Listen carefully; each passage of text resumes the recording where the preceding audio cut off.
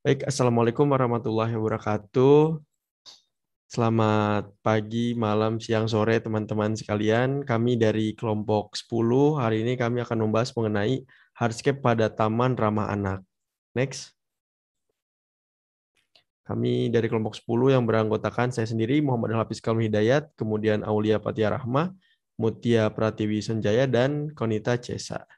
Next. Nah, pertama, apakah itu Taman Ramah Anak? Next.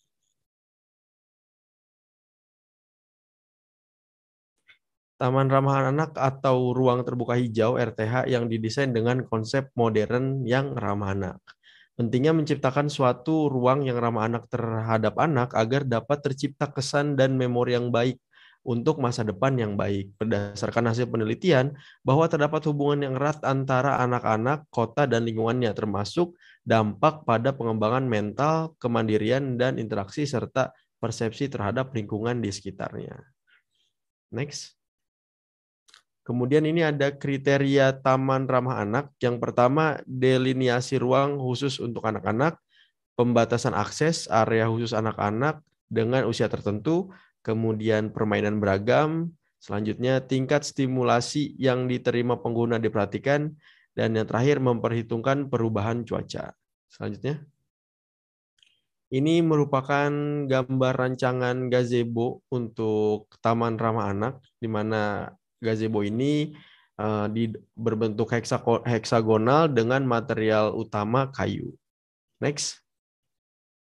Nah, ini merupakan ukuran dari tampak depan, ini tampak samping.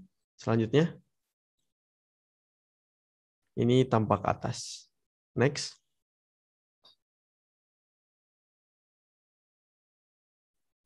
Ini merupakan gaya-gaya pada struktur gazebo. Bisa teman-teman lihat di sana ada panah warna biru dan merah, yang mana panah warna merah merupakan gaya aksi yang bisa teman-teman lihat itu dari atap ke bawah, kemudian dari dudukan gazebo ke bawah, dan juga dari tiang gazebo ke bawah ke arah pondasi.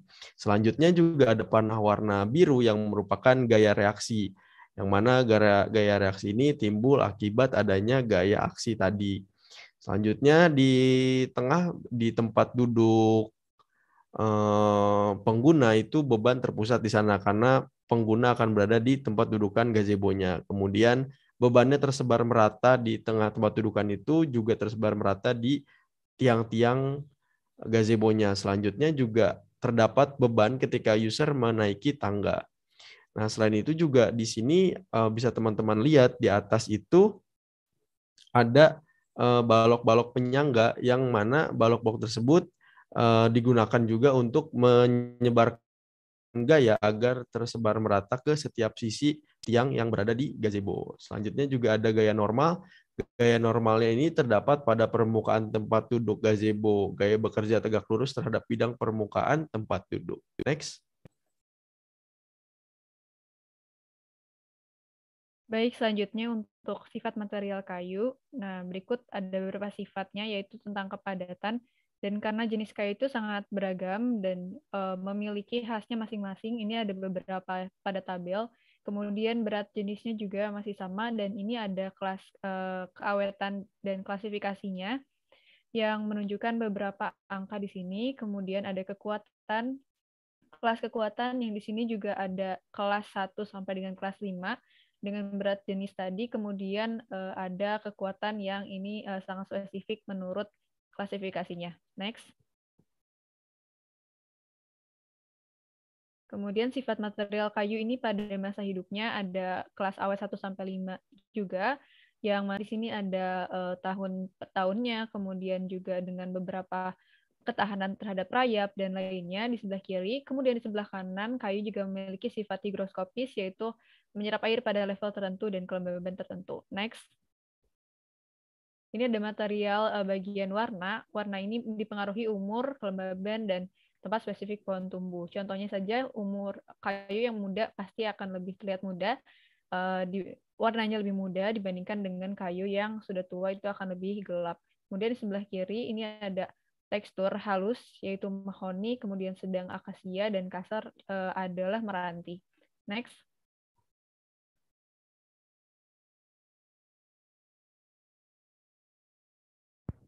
Oke, next. Sebenarnya kayu juga memiliki sifat termal dan juga sifat akustik, yang mana ini adalah termal artinya masih memiliki daya tahan termal ketika misalkan tersorot sinar matahari, kemudian juga akustik yang bisa teman-teman mungkin juga contohnya adalah gitar, yang mana kayu sering juga dipakai untuk hal tersebut. Next. Dan ini menurut SNI ada 3 golongan, yaitu bangunan struktural, bangunan non-struktural, dan kayu bangunan. Khususnya di sini yang untuk struktural adalah menggunakan perhitungan beban. Next.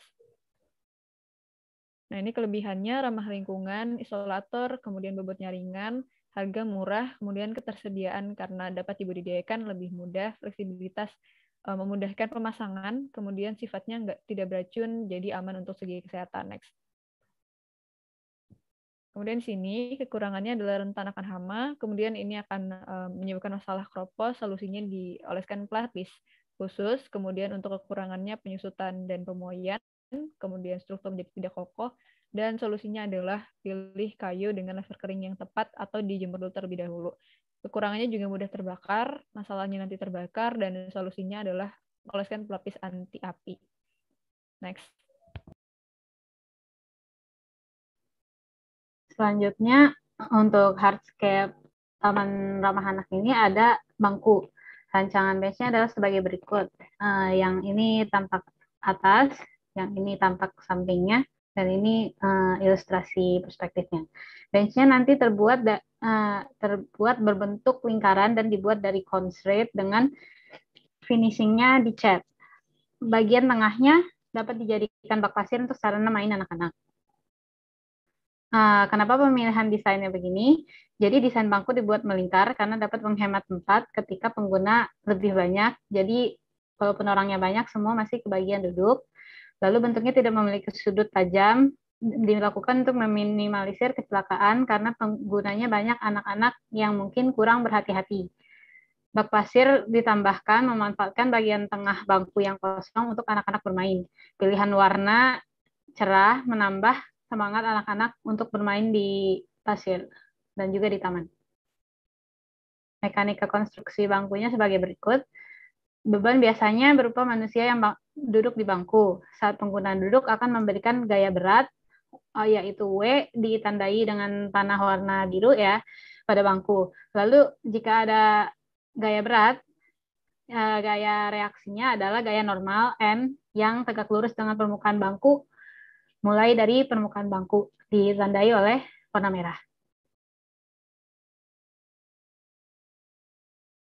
Seperti yang telah dijelaskan di slide sebelumnya, bahwa material bangku itu terbuat dari beton. Nah, beton ini memiliki kelebihan dan kekurangan. Kelebihannya yaitu mudah dibentuk, mampu memikul beban berat, tahan terhadap temperatur tinggi, biaya perawatannya rendah, dan tahan karat. Sedangkan untuk kekurangannya yaitu susah merubah bentuk yang telah dibuat, memiliki beban yang berat sehingga sulit untuk dipindahkan, dan butuh tingkat ketelitian yang sangat tinggi saat proses pembuatannya. Next. Sifat dari beton ini, dia memiliki kepadatan 1,44 gram per cm. Maka 3, lalu berat jenisnya 3,1 sampai 3,16 gram per cc. Ukuran diameter bangku 3 meter. Kekuatannya, beton memiliki elastisitas dan kekuatan yang tinggi. Untuk karakteristik optik, bangku ini bersifat opak atau tidak transparan. Sifat termalnya memiliki konduktivitas tinggi, maksudnya ketika cuaca panas, maka beton akan memiliki suhu tinggi pula, dan ketika cuaca sedang dingin, maka permukaan bangku yang terbuat dari beton akan terasa dingin. Sifat akustiknya memiliki daya serap suara yang tinggi, memiliki arti material beton ini tidak menimbulkan kebisingan. Selanjutnya, untuk jenis-jenis semen berdasarkan standar SNI, ada Portland semen, di mana bahan semen ini digunakan untuk bahan dasar beton dan plesteran semen. Lalu ada Superman-Sorry semen, digunakan untuk konstruksi perumahan gedung, jalan, dan irigasi, yang struktur betonnya ini maksimal K225. Jenis ini juga dapat digunakan untuk bahan baku pembuatan genteng beton, hollow brick, paving block, dan lain-lain. Lalu ada oil and cement, di mana ini merupakan semen khusus untuk pembuatan sumur minyak bumi dan gas alam. Selanjutnya. Lalu ada Portland pozzolan cement, ini digunakan untuk bangunan umum dan bangunan yang perlu ketahanan sulfat dan panas hidrasi sedang. Lalu ada semen putih yang berguna untuk finishing dan biasanya sebagai filler atau pengisi. Selanjutnya ada Portland composite cement, biasanya untuk bangunan umum. Dan untuk jenis ini pengerjaannya lebih mudah dan menghasilkan permukaan beton atau plester yang lebih rapat dan halus. Selanjutnya. Nah, masalah pada material beton salah satunya yaitu munculnya retak rambut pada beton akibat perubahan panas dan dingin secara terus-menerus. Penyelesaiannya ada dua. Untuk pencegahannya, yang pertama dalam pelaksanaan itu diperhatikan komposisi campuran beton dan proses pengecorannya. Kalau misalnya kita sudah melakukan itu tapi masih muncul juga retak rambutnya, maka bisa diatasi dengan menggunakan waterproofing. Selanjutnya. Baik, sekian dari kami. Terima kasih.